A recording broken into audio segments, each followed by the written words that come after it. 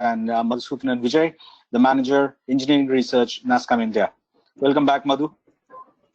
Thank you so much, Prashant. Yeah. So I think, can you guys see my screen? Yeah, it's too enlarged though. Okay. So, it's cutting the edges. Yeah. Okay. I will have to. Can I just go out and come back? Can you send the share screen once, please? No, sure. Vijay, just close the power. Yeah. Now it's better. At least we are able to see. Okay. So I think we will have to live with this. I think on top, in the GoToMeeting itself, we need to expand. There might be some button on the top. You can see, yeah. On top right hand side extreme, there is a minimize maximum button. Right hand side. Right. Yeah. Okay. I've used this tool large number of times, but this is the first time I'm testing this. Sorry for that. I think we'll. This is also visible, not a problem. Yeah.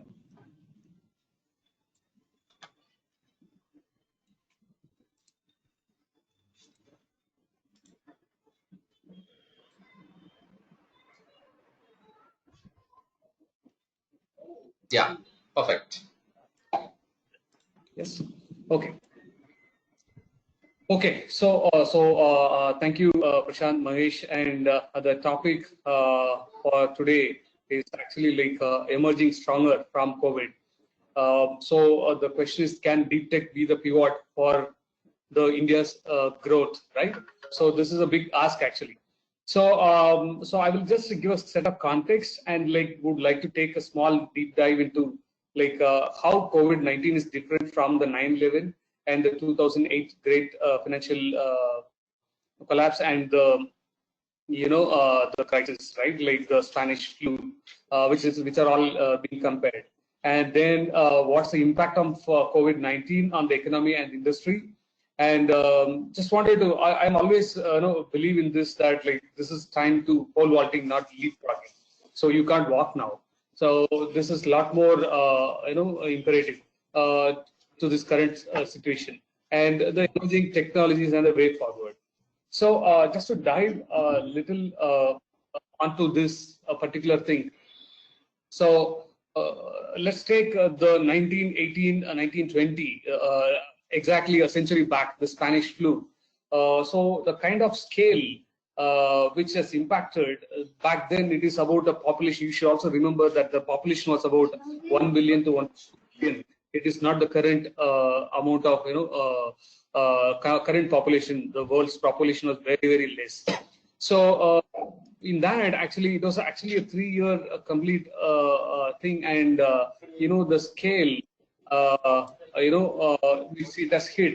It's actually half of the global population was affected by the Spanish flu, and close to about 17 to 50 million dead. But we do not have what you call very great details of the financial implications which we have.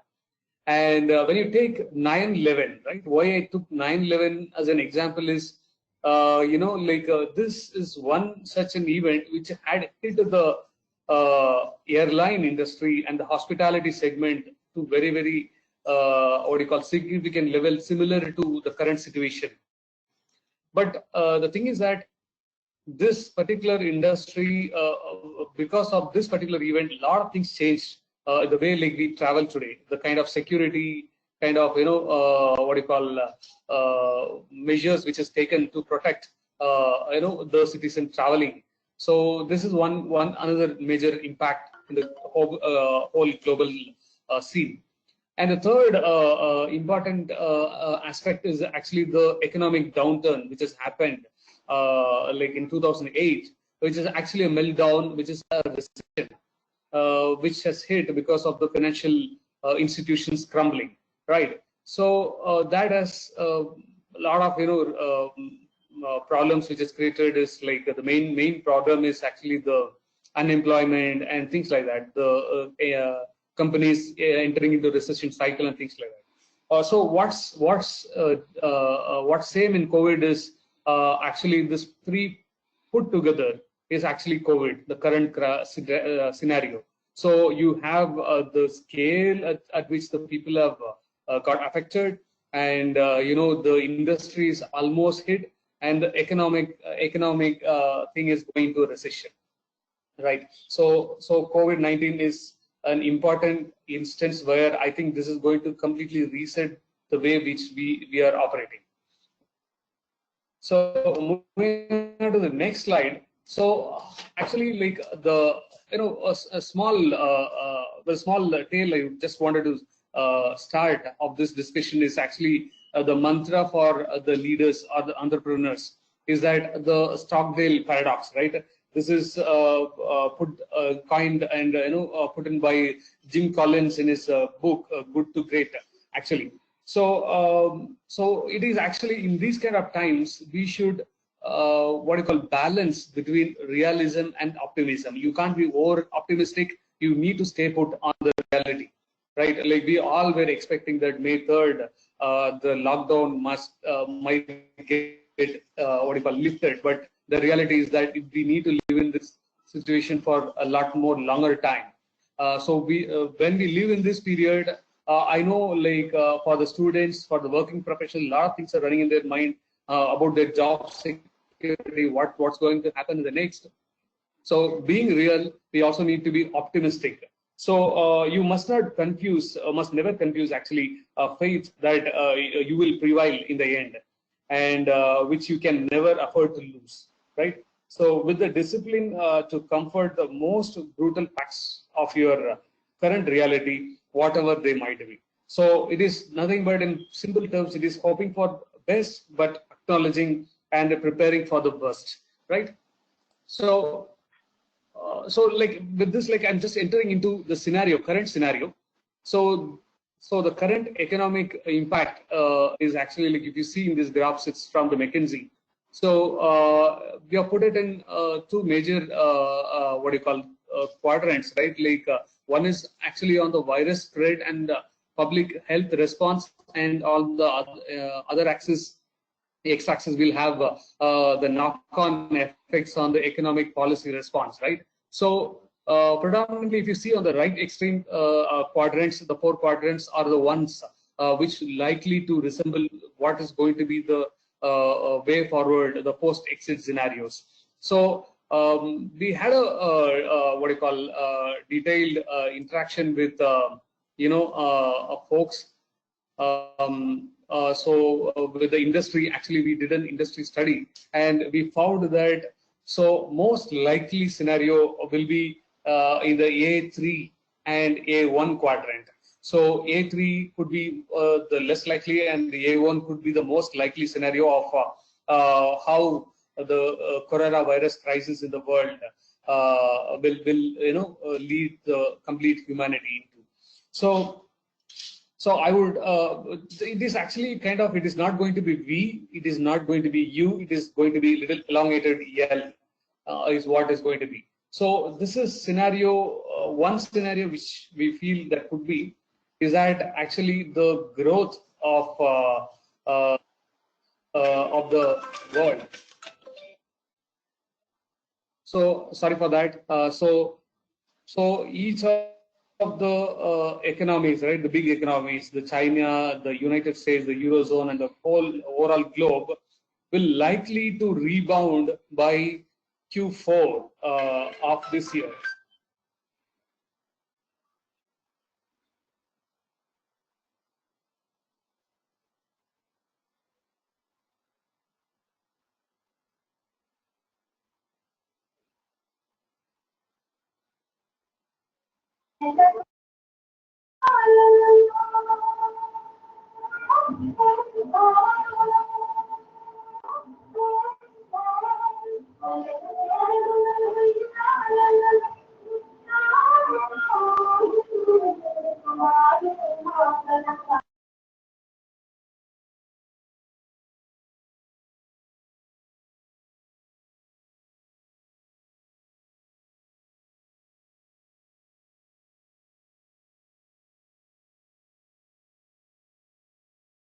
Hey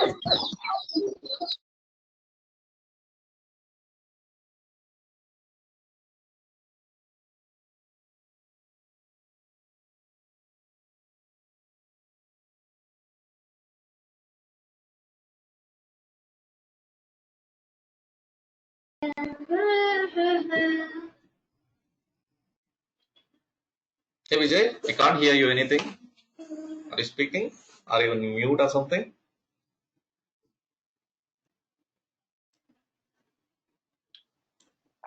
Madhu, are you still there?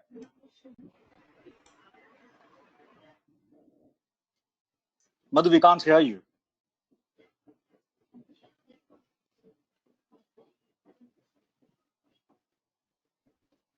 You can see your screen, but we can't hear you.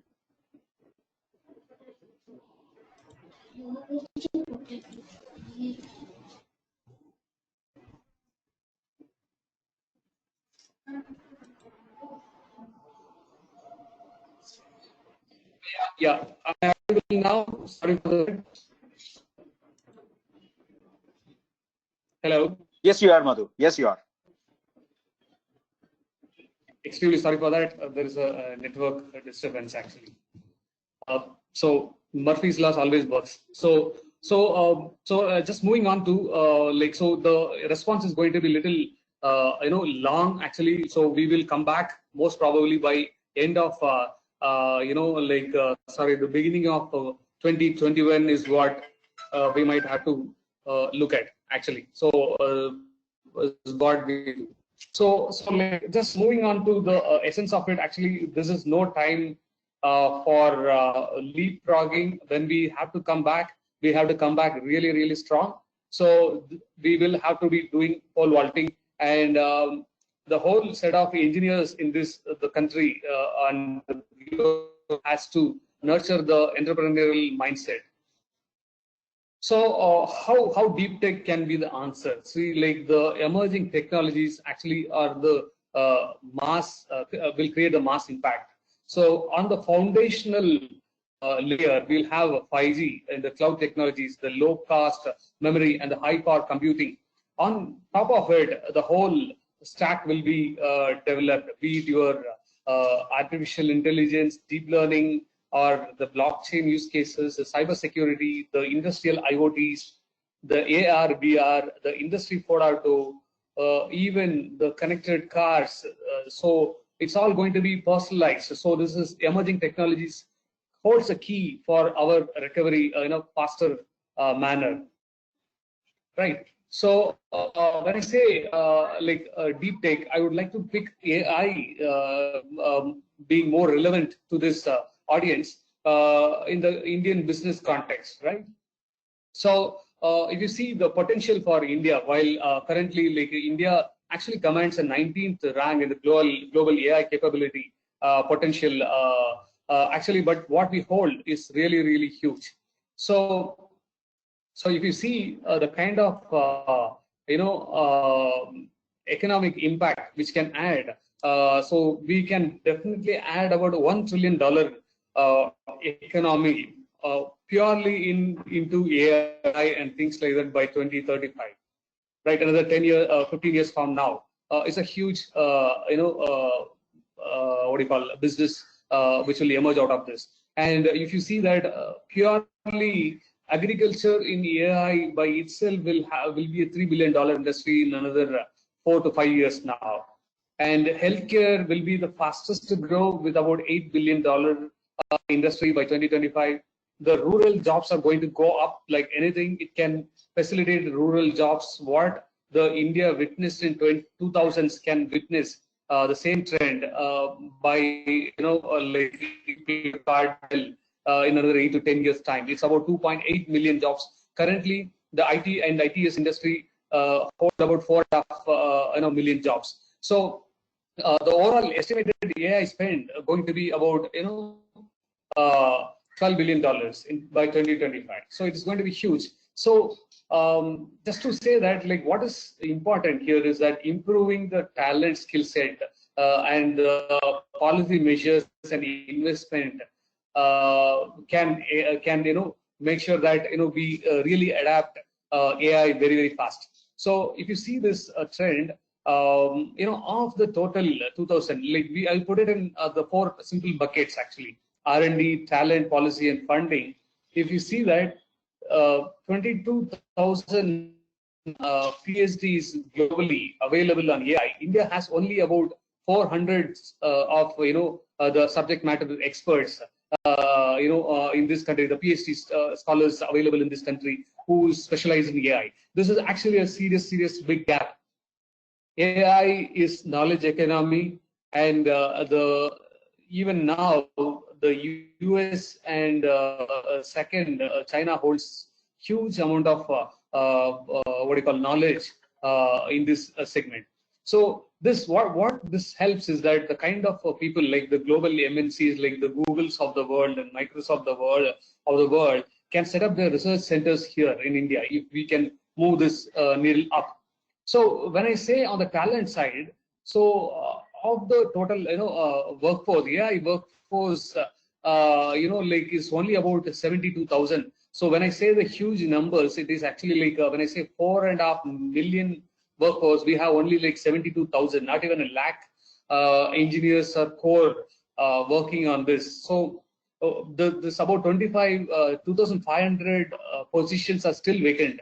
This is all I'm talking about the top layers, right?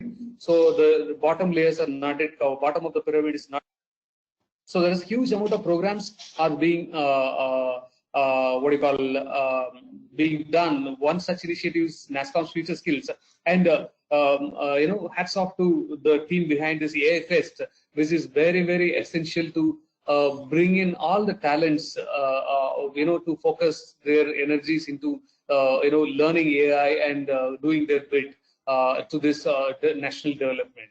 So on the other side, on the policy side, like India, was pegged back of lack of policy support. Like though we have a lot of things which is done, we are also working continuously with the government to create some AI policy. Recently, we have launched a AI curriculum for those two school students, which is being adopted by CBSE across the nation. So a lot of things are being done, and if you see the AI funding, we only receive about 10% funding on the global investments being made by venture capitalists. This is actually an alarming thing. When you see on the other side, we are actually the largest startup ecosystem, second largest startup ecosystem behind, the third largest startup ecosystem behind the US and China market, but we have not done significantly enough to capture the market in AI. So there's a lot to be done here, and just to put it in this perspective, if you see this, actually we need to do a lot here, right? Like so we have about less than 700 AI SMEs, and like about the 19th rank, and India actually commands only like less than 3% share of the venture capital seed invested overall, right? So there's clearly a gap. So emerging technologies actually. So the first number one is actually the opportunity which we can grow from here is significant. So India's digital economy could rise from the 200 billion currently to $1 trillion economy, and we can grow to about $1 trillion only in AI by another like 14 to 15 years time. So there's a huge amount of opportunity which lies ahead of us, but the risk is actually 54% of the current employees will need reskilling and upskilling. So what's benefit to the guys here is actually the platform is the pedestal is set very nicely. The experienced professional and the new entry level professionals are going to be put on the same platform. So it is better to learn quickly and ready for the challenge. So the solution is actually like every company, every organization needs to navigate this change. Actually, talent is a new competitive advantage for the companies and the nations. So let us build it up. So moving on to, like, I always, I'm the one who always says that, like, we should not go behind technologies. So one interesting model being adopted in Israel, I would pick that, is that actually they focus on problems rather than technologies. So this sustainable goals is being set up by the world, United Nations. What it gives is that it puts it around 15 plus segments, like where people could start addressing, right? Like it could be no poverty, zero hunger, well-being, quality education, gender equality, water, clean water, sanitation, agriculture, things like that. So these are the global sustainable development models actually. If we chase these kind of goals and start applying whatever be the technologies which we can leverage to solve these kind of problems, it's going to make a huge difference. So I would like to say this. See, I said AI $1 trillion economy by 2035 in India, but the current global demand for a sustainable development is actually $18 trillion economy. So let us take a big picture and solve using technology some of the common problems what we face in this in this country. So I would urge each and every one of us to look at problems and then take technologies, what technologies can solve. Then I think we will be in the right path, right? So what I would want to summarize here is actually the resilience is the best word actually which can sum it up to emerge very, very strong from this current situation. It is actually a setback, but we should use this opportunity to bounce really, really well ahead of it. And the entrepreneurial mindset is very, very essential for this. So why not me actually? And we should be fearless in experimenting the solutions which can solve some of the fundamental problems which I stated in the previous slide. And the way we should go is actually like with complete intensity, right?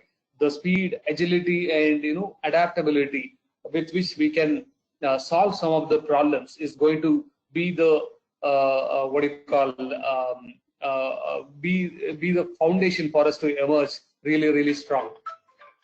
And so what we need to do is that we need to do multiple jumping. So when I say multiple jumping, it is nothing but actually, like if you see, when I keep going back to Israel and China, fundamentally for the reason is that China has grown significantly faster when you compare it to the India story, like about 10 years. Within this 10 years window, they have grown really tremendous. Actually, they utilized the local consumption market. They were the ones who could jump completely in and out, right? Like you take Alibaba as an example, you will see that like they are from end to end, right? From finances to the trading to everything, they were there. So like I think you should be able to jump in and out of the industry boundaries and leverage the platforms and ecosystems and resources to become much, much stronger. So this is what I had actually. Thanks for the opportunity, and I would like to take some few questions if you have any, and let us bounce back very, very strong. Over to you, Prashant. Like if there are any questions. Thank you very much for that insights, Madhu. By the way, this is Narendra. Prashant is off. Oh, okay. Yeah. Thanks, Narendra. Sorry. So no problem at all. So we have a question from Srini. How do we encourage entrepreneurship when everyone is talking of crore salary packages from campus? So this is an interesting question actually. So this needs to be inculcated, from the beginning actually. So when I say from the beginning, it should be from the college time itself. So now the organizations are themselves moving into that mindset.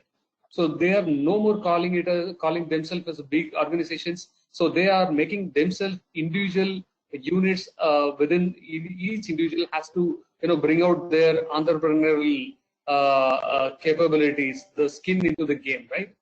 So a small example I would say, I think how we need to take it up is, we had an interesting study with China and Europe recently, is that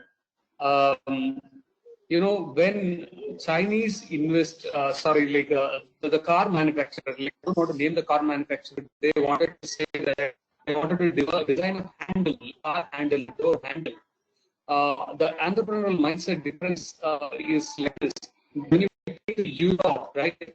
Europe guys came back with a set of designs, right? Europe and Chinese came with designs, right, from saloon to hatchback to all the models, and said to the car manufacturer OEM that which one do you want to choose? We will develop on top of it. This is entrepreneurial mindset.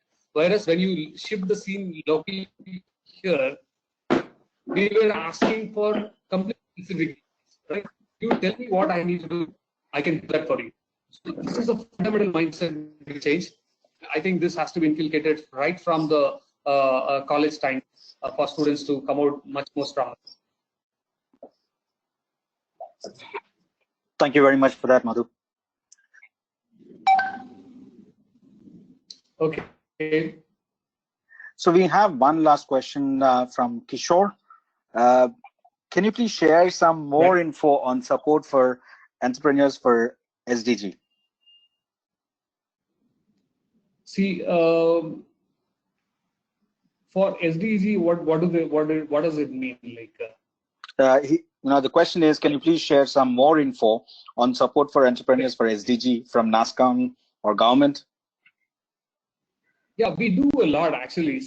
I'll be happy to share some more insights actually. If you see, the incubation centers which we have created, right? Like all across pan India. So we create, we bring in right set of forum to support each segment of the entrepreneurs, right? From be this development to the the investment to market outreach. So we run a program called 10,000 Startups Initiative, which is actually aimed at creating 10,000 entrepreneurs, impact 10,000 entrepreneurs by in 10 years time. 2013, and we are about almost close to about 7,000 entrepreneurs we have impacted. I would request you to reach out to us separately through our 10,000 startups team. We'll be more than happy to help. So we run programs right from development to IP creation, IPRs to the pitching session, training on the pitching and on the investment sides as well. All separate. This itself is a big topic to cover. For hours or so, more than happy to take this offline. You can reach out to us from our website itself. Fantastic. Thank you very much for that, Madhu. Kishore, you have an opening with Madhu there, so please do reach out to the company which he has mentioned, and they will be more than happy to help you. Once again, thank you very much, Madhu, for taking your time from your daily routine from NASSCOM and helping others. Thank you. Appreciate it. Thank you so much. Thank you so much. Yeah, thank you. Yeah, bye. So everyone, that completes the session for the first half of the day. And before I can end the session, never end a session without thanking your partners.